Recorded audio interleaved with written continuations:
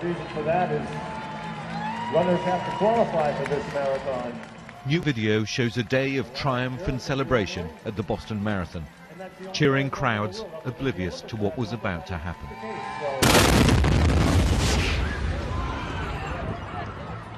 The police want more photos or videos from the day.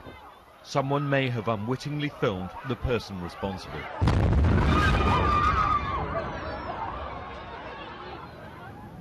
Forensic specialists have been scouring the scene, searching through tiny bits of debris for clues and evidence. As President Obama has said, the FBI is investigating this as an act of terrorism, and the full force of the federal government will support the response and the investigation. Investigators now think explosives were packed into pressure cookers. These mangled pieces of metal are all that remains. These pots have been used in homemade bombs by extremist groups before. They've also recovered a circuit board which is being examined, and a backpack which may have been used to hide the devices. We now know that 3 people died in the attacks, 2 young women and an 8-year-old boy, and more than 170 people were injured, some of them with terrible wounds.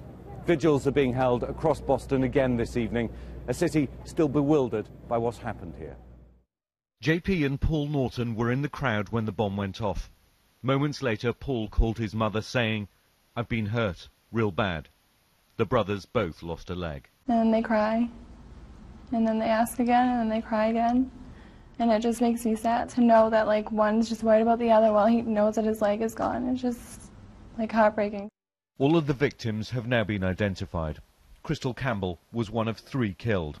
Her mother paid an emotional tribute to her dead daughter. I couldn't ask for a better daughter. I can't believe this has happened. She was such a hard worker at everything she did. This doesn't make any sense. Boston is a city that mourns for its dead. Tomorrow, President Obama comes here to share in their grief and to reassure a nation shaken by the attacks on the marathon. Ian Pannell, BBC News in Boston.